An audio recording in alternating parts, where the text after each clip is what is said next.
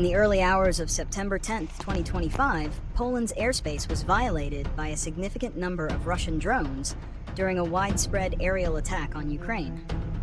The Polish military, with support from NATO allies, successfully shot down several of these drones. Polish Prime Minister Donald Tusk reported at least 19 airspace violations, and debris was found in multiple locations, including one drone that struck a residential building in the village of Wariki. Although no casualties were reported, the incident led to the temporary closure of several airports, including Warsaw's Chopin Airport. In response, Poland formally invoked Article 4 of the North Atlantic Treaty, initiating emergency consultations with fellow NATO members over a perceived threat to its security. This event marks the first time since the full-scale invasion of Ukraine that NATO forces have directly engaged and destroyed Russian military assets over an allied country's territory. Analysis, reasons and consequences. The incursion's primary motive remains a subject of intense debate, but both intentional provocation and accidental overspill are plausible. Russia, through its chargé d'affaires in Poland, has denied that any targets on Polish territory were planned, dismissing the accusations as groundless.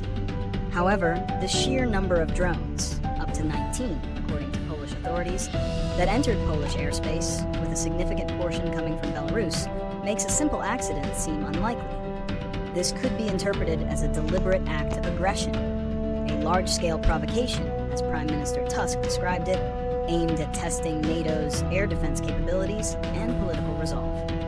It also serves as a form of psychological warfare, sowing fear and uncertainty among the civilian population in NATO border states. The consequences of this incident are profound and far-reaching. On a military level, it demonstrated the readiness and capability of NATO's air defense systems, with Dutch F-35 jets playing a key role in the interception alongside Polish forces. This successful response is a clear signal to Moscow that NATO's collective defense is not a mere paper guarantee. Politically, the invocation of Article 4 underscores the seriousness with which Poland and its allies view the incident.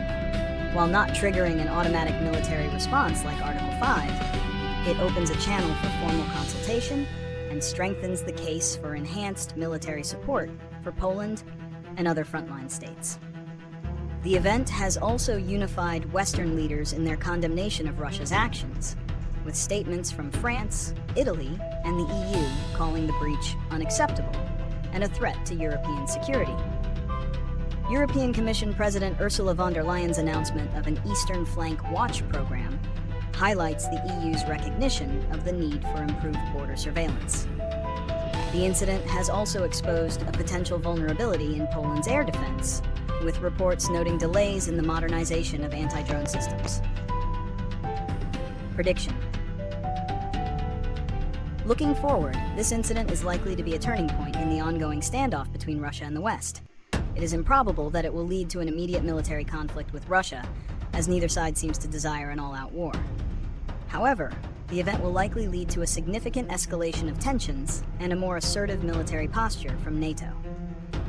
We can predict that NATO will increase the deployment of air defense assets, including fighter jets and anti-drone systems, along its eastern flank. There will also be heightened scrutiny of Russia's and Belarus's military activities, especially in the context of the upcoming Zapad military drills. The political rhetoric will become more charged, and the call for a drone wall along the EU's eastern border will gain traction. Moscow will continue to deny responsibility, but may engage in further smaller-scale provocations to test the alliance's patience and resolve. The incident could also push a more unified Europe to increase military spending and accelerate the development of a continent-wide defense strategy, potentially leading to greater autonomy from the United States. Solutions. To mitigate the risk of similar incidents and strengthen regional security, a multifaceted approach is required. Militarily, Poland and its NATO allies must prioritize the immediate enhancement of their air defense networks on the eastern flank.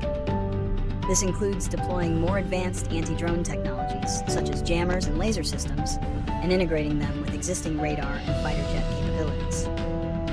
The temporary closure of airports highlights the need for a more robust and resilient system that can neutralize threats without disrupting critical civilian infrastructure.